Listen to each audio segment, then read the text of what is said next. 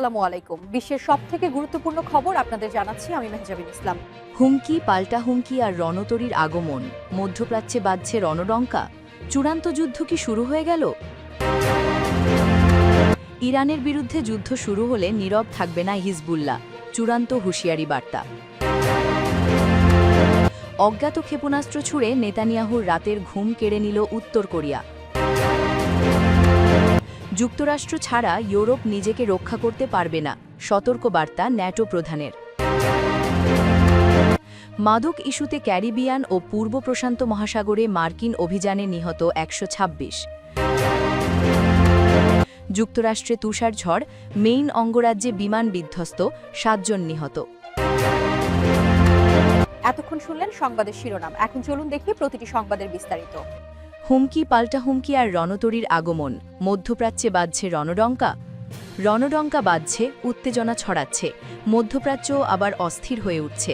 এর মাঝেই ইরানের দিকে এগিয়ে যাচ্ছে মার্কিন রণতরী আব্রাহাম লিঙ্কন। আশঙ্কা করা হচ্ছে চলতি সপ্তাহেই আক্রমণ হতে পারে ইরানে। তবে এবার সরাসরি ইরানি স্থাপনা নয়, বরং অন্য পথে আগাতে পারে যুক্তরাষ্ট্র। বিভিন্ন গণমাধ্যমের খবরে জানা গেছে, এবারের হামলায় ইরানের শীর্ষ নেতা ও কমান্ডারদের টার্গেট করতে পারে যুক্তরাষ্ট্র। সোমবার মার্কিন সেন্ট্রাল কমান্ড এক বার্তায় নিশ্চিত করেছে, আঞ্চলিক শান্তি, নিরাপত্তা ও স্থিতিশীলতা রক্ষার লক্ষ্য নিয়ে এই শক্তিশালী স্ট্রাইক গ্রুপটি এখন মধ্যপ্রাচ্যের জলসীমায় অবস্থান করছে। গত সপ্তাহে মার্কিন প্রেসিডেন্ট ডোনাল্ড ট্রাম্প ওয়াশিংটনে থেকে একটি বিশাল নৌবহর পাঠানোর ঘোষণা দেন। এদিকে এই নৌবহর মোতায়েনের কেন্দ্র করে তেহরান ও ওয়াশিংটনের মধ্যে চরম উত্তেজনা বিরাজ করছে।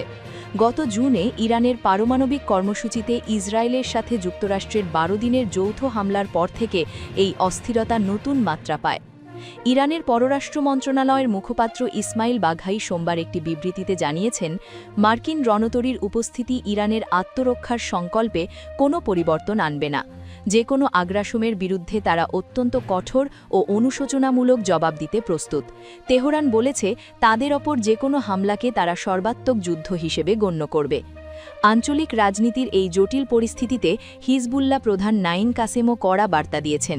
তিনি টেলিভিশন ভাষণে বলেন, ইরানের ওপর যে কোনো আক্রমণ মানেই হিজবুল্লাহর ওপর আক্রমণ। ইরানের প্রতি সংহতি জানিয়ে তিনি সতর্ক করেন, তেহরানের বিরুদ্ধে কোনো যুদ্ধ শুরু হলে তা পুরো মধ্যপ্রাচ্যে দাবানলের মতো ছড়িয়ে পড়বে। হিজবুল্লাহ সেক্ষেত্রে নিরপেক্ষ থাকবে না। হুঁশিয়ারি, ইরানের বিরুদ্ধে যুদ্ধ শুরু হলে নীরব থাকবে না হিজবুল্লাহ। ইরানের ওপর হামলা চালানো হলে হিজবুল্লাহ নিরপেক্ষ থাকবে না বলে হুঁশিয়ারি দিয়েছেন সংগঠনটির নেতা নাঈম কাসেম। সোমবার এক সংহতি অনুষ্ঠানে ভিডিও লিঙ্কের মাধ্যমে বক্তব্য দিতে গিয়ে কাসিম বলেন, ইরান ও দেশটির নেতৃত্বের প্রতি হিজবুল্লাহর পূর্ণ সমর্থন রয়েছে। হিজবুল্লাহ ঘনিষ্ঠ টেলিভিশন চ্যানেল আল মানারের উদ্ধৃতি দিয়ে জানানো হয়, ইরানের সর্বোচ্চ নেতা আয়াতুল্লাহ আলী খামেনির বিরুদ্ধে যে কোনো হুমকিকে হিজবুল্লাহর নিজেদের বিরুদ্ধেই হুমকি হিসেবে বিবেচনা করে। নাঈম কাসিম আরও বলেন, ১৯৭৯ সালের ইসলামী বিপ্লবের পর থেকেই যুক্তরাষ্ট্র ইরানের বিরুদ্ধে ষড়যন্ত্র করে আসছে। তার ভাষায়, ১৯৮০-র দশকে যুক্তরাষ্ট্র তাদের মিত্র ইরাককে ব্যবহার করে ইরানের বিরুদ্ধে যুদ্ধ শুরু করেছিল। অজ্ঞাত ক্ষেপণাস্ত্র ছুড়ে নেতানিয়াহুর রাতের ঘুম কেড়ে নিল উত্তর কোরিয়া। দক্ষিণ কোরিয়ার দাবি, উত্তর কোরিয়া সাগরের দিকে একটি অজ্ঞাত ক্ষেপণাস্ত্র ছুড়েছে। দেশটির প্রতিরক্ষা মন্ত্রণালয় জানায়, মঙ্গলবার উত্তর কোরিয়ার পূর্ব উপকূল এলাকা থেকে ক্ষেপণাস্ত্রটি উৎক্ষেপণ করা হয়েছে। এই তথ্য জানিয়েছে টিআরটি ওয়ার্ল্ড। প্রতিরক্ষা মন্ত্রণালয়ের বরাতে জাপানের কোস্টগার্ড বলছে, তারা 2টি ব্যালিস্টিক ক্ষেপণাস্ত্র শনাক্ত করেছে এবং ধারণা করা হচ্ছে যে সেগুলি ইতিমধ্যে সাগরে পতিত হয়েছে। জাপানের সংবাদ সংস্থা জিজি প্রেস প্রতিরক্ষা মন্ত্রণালয়ের সূত্র উদ্ধৃত করে জানিয়েছে, ক্ষেপণাস্ত্র দুটি দেশটির এক্সক্লুসিভ ইকোনমিক জোনের বাইরে গিয়ে পড়ে। চলতি মাসে এটি পিয়ংইয়াংয়ের দ্বিতীয় ক্ষেপণাস্ত্র পরীক্ষা। এর আগে দক্ষিণ কোরিয়ার নেতা চীনে একটি শীর্ষ সম্মেলনে যোগ দেওয়ার রওনা দেওয়ার কয়েক ঘণ্টা আগে উত্তর কোরিয়া একসাথে একাধিক ক্ষেপণাস্ত্র নিক্ষেপ করেছিল। সাম্প্রতিক বছরগুলিতে উল্লেখযোগ্যভাবে ক্ষেপণাস্ত্র পরীক্ষা বাড়িয়েছে উত্তর কোরিয়া। বিশ্লেষকদের মতে, এই উদ্যোগের লক্ষ্য হল নিখুঁত আঘাত হানার ক্ষমতা বাড়ানো, যুক্তরাষ্ট্র ও দক্ষিণ কোরিয়াকে চ্যালেঞ্জ করা এবং সম্ভবত রাশিয়ায় রফতানির আগে অস্ত্রগুলো পরীক্ষা করা। যুক্তরাষ্ট্র ছাড়া ইউরোপ নিজেকে রক্ষা করতে পারবে না, সতর্কবার্তা ন্যাটো প্রধানের। ন্যাটোর মহাসচিব মার্ক রুটে সতর্ক করেছেন যে যুক্তরাষ্ট্র ছাড়া ইউরোপ নিজের সীমা রক্ষা করতে পারবে না।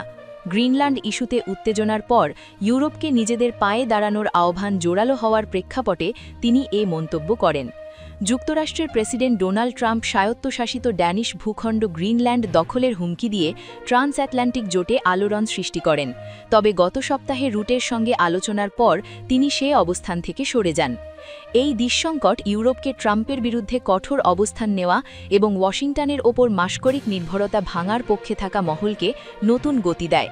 ব্রাসেলস থেকে এএফপি জানায়, ইউরোপীয় পার্লামেন্টে আইন প্রণয়কদের উদ্দেশ্যে রুটে বলেন, এখানে যদি কেউ আবার মনে করেন যে ইউরোপীয় ইউনিয়ন বা সামগ্রিকভাবে ইউরোপ যুক্তরাষ্ট্র ছাড়া নিজেকে রক্ষা করতে পারবে, তাহলে স্বপ্ন দেখতেই থাকুন। এটা সম্ভব নয়। তিনি বলেন, ইউরোপীয় ইউনিয়নের দেশগুলোকে গত বছর নির্ধারিত ন্যাটোর ৫% প্রতিরক্ষা ব্যয় থেকে তা দ্বিগুণ করে ১০% উন্নীত করতে হবে এবং পারমাণবিক অস্ত্র গড়ে তুলতে বিলিয়ন বিলিয়ন ব্যয় করতে হবে। রুটে বলেন, আপনারা স্বাধীনতার চূড়ান্ত নিশ্চয়তাটাই হারাবেন, যেটি হল যুক্তরাষ্ট্রের পারমাণবিক ছাতা। সুতরাং শুভকামনা।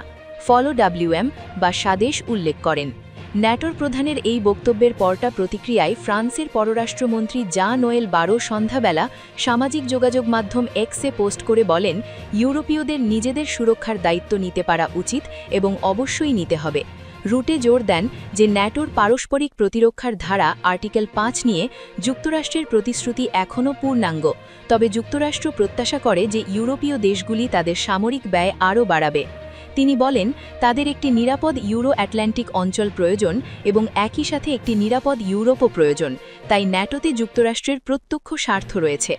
ন্যাটোর প্রধান ইউরোপীয় আলিদের ডিফেন্স ব্যয় বাড়ানোর জন্য ট্রাম্পের প্রশংসা পুনরাবৃত্তি করেন।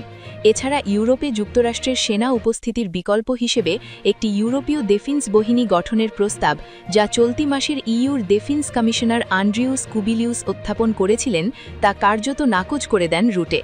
তিনি বলেন, এতে পরিস্থিতি আরও জটিল হবে। আমার মনে হয় রাশিয়ার প্রেসিডেন্ট ভ্লাদিমির পুতিন এটা খুব পছন্দ করবেন, তাই আবার ভাবুন। গ্রিনল্যান্ড প্রসঙ্গে রুটে বলেন, তিনি ট্রাম্পের সঙ্গে একমত হয়েছেন যে আর্কটিক অঞ্চলের রক্ষায় ন্যাটো আরও বেশি দায়িত্ব নেবে, তবে দ্বীপটিতে যুক্তরাষ্ট্রের উপস্থিতি নিয়ে আলোচনা করা গ্রিনল্যান্ড ও ডেনমার্ক কর্তৃপক্ষের বিষয়।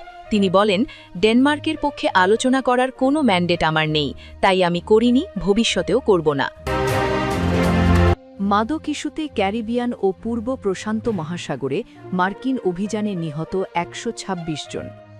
মার্কিন নৌবাহিনী ও কোস্ট গার্ড মাদক পাচারের অভিযোগে গত প্রায় ৪ মাসে মোট ৩৬ বার অভিযান চালিয়েছে ক্যারিবিয়ান সাগর ও পূর্ব প্রশান্ত মহাসাগরে। এই অভিযানকালে কমপক্ষে নিহত হয়েছেন ১২৬ জন। সোমবার ২ জানুয়ারি এক বিবৃতিতে এ তথ্য জানিয়েছে যুক্তরাষ্ট্রের সেনাবাহিনীর দক্ষিণাঞ্চলীয় কমান্ড।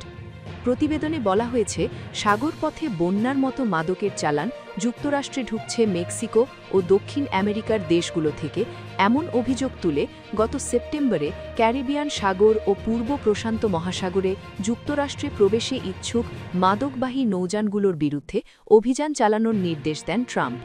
ট্রাম্প এই নির্দেশ দেওয়ার পর গত সেপ্টেম্বর থেকে ক্যারিবিয়ান সাগর এবং পূর্ব প্রশান্ত মহাসাগরে মার্কিন নৌবাহিনী ও কোস্টগার্ড অভিযান শুরু করে।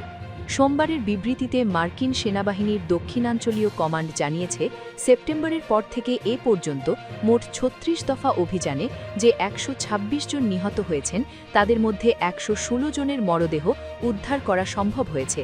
বাকি ১০ জনের লাশ সাগরে ভেসে গেছে, তবে তারা মার্কিন হামলায় নিহত অবস্থাতেই নিখোঁজ হয়েছেন তা নিশ্চিত।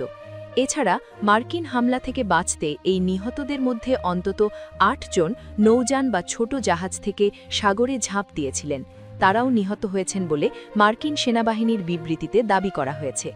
ট্রাম্প গত সেপ্টেম্বরে প্রতিবেশী মেক্সিকো এবং ভেনেজুয়েলা, কলম্বিয়া, ব্রাজিল সহ দক্ষিণ আমেরিকার কয়েকটি দেশের বিরুদ্ধে যুক্তরাষ্ট্রে মাদক পাচারের অভিযোগ আনেন ট্রাম্প। ট্রাম্পের অভিযোগ, যুক্তরাষ্ট্রে মাদকের একটি বড় অংশ আসে ক্যারিবিয়ান এবং পূর্ব প্রশান্ত সাগরপথে, এবং যেসব অপরাধী গ্যাং এই মাদক পাচারের সঙ্গে যুক্ত, সেই গ্যাংগুলোকে পৃষ্ঠপোষকতা দেয় দক্ষিণ আমেরিকার কয়েকটি দেশের শাসক গোষ্ঠী। এর জেরে গত ৩ জানুয়ারি ভেনেজুয়েলায় সামরিক অভিযান চালিয়ে দেশটির প্রেসিডেন্ট নিকোলাস মাদুরো এবং তার স্ত্রী সিলিয়া ফ্লোরেসকে রাজধানী কারাকাসের প্রেসিডেন্টের সরকারি বাসভবন থেকে অপহরণ করে নিয়ে আসে মার্কিন সেনারা। মাদুরো ফ্লোরেস দম্পতির বিরুদ্ধেও যুক্তরাষ্ট্রে মাদক পাচারের অভিযোগ আনা হয়েছে এবং এই দম্পতির বিচারের প্রস্তুতি চলছে মার্কিন আদালতে। যুক্তরাষ্ট্রে তুষারঝড়, মেইন অঙ্গরাজ্যে বিমান বিধ্বস্ত, 7 জন নিহত। ভয়াবহ শীতকালীন ঝড়ের কারণে যুক্তরাষ্ট্রের বিভিন্ন অঙ্গরাজ্যে জরুরি অবস্থা ঘোষণা করা হয়েছে। শত শত ফ্লাইট বাতিল হয়েছে। এর মধ্যে মেইন অঙ্গরাজ্যের ব্যাঙ্গর আন্তর্জাতিক বিমানবন্দরে একটি বেসরকারি জেট বিমান বিধ্বস্ত হয়ে 7 জন নিহত হয়েছেন। এই ঘটনায় আরও একজন গুরুতর আহত হয়েছেন। স্থানীয় সময় সোমবার রাত 8টার দিকে বিমানটি উড্ডয়নের সময় এই দুর্ঘটনা ঘটে। ফেডারেল এভিয়েশন অ্যাডমিনিস্ট্রেশন বা FAA জানিয়েছে 8 জন আরোহী বহনকারী জেটটি অজ্ঞাত পরিস্থিতিতে বিধ্বস্ত হয়। বিমানটি ওড়ার মুহূর্তেই উল্টে গিয়ে থেমে যায় এবং আগুন ধরে যায়। ব্যাঙ্গর বিমানবন্দর সাময়িকভাবে বন্ধ ঘোষণা করা হয়েছে। জরুরি উদ্ধারকারী দল ঘটনাস্থলে কাজ করছেন। টেক্সাস অঙ্গরাজ্যের হিউস্টন ভিত্তিক একটি স্থানীয় টেলিভিশন চ্যানেল জানিয়েছে বিমানটি হিউস্টন থেকে উড্ডয়নের পর সম্ভবত জ্বালানি নেওয়ার জন্য ব্যাঙ্গরে অবতরণ করেছিল। প্যারিসের উদ্দেশ্যে তুষারঝড়ের মধ্যে পুনরায় উড্ডয়নের সময় দুর্ঘটনাটি ঘটে। নিহতদের মধ্যে 46 বছর বয়সী প্রভাবশালী আইনজীবী তারা আর্নল্ড, জ্যাকব হসমার ও শনা কলিন্স রয়েছেন। হসমার 2025 সালের মে মাস থেকে আইন ফার্ম আর্নল্ড ইটকিনের হয়ে কাজ করছিলেন। এদিকে যুক্তরাষ্ট্রের এই শীতকালীন ঝড়ে দেশজুড়ে কমপক্ষে 30 জন নিহত হয়েছেন। বিদ্যুৎ বিচ্ছিন্ন হয়ে পড়েছেন 8 লাখেরও বেশি সেবাগ্রাহী। ভ্রমণেও বড় ধরনের বিপত্তি দেখা দিয়েছে। ফ্লাইট ট্র্যাকার ফ্লাইট অ্যাওয়্যার জানিয়েছে সোমবার প্রায় 5000 ফ্লাইট বাতিল হয়েছে। আবহাওয়া অফিস জানিয়েছে অন্তত 25টি অঙ্গরাজ্যে আবহাওয়া সংক্রান্ত জরুরি অবস্থা জারি করা হয়েছে। যুক্তরাষ্ট্রের উত্তর পূর্বাঞ্চলের নিউ ইংল্যান্ডে এখনও তুষারপাত চলছে, তবে মধ্য এবং পূর্ব আমেরিকার কিছু অংশে তুষারপাত বন্ধ হয়েছে।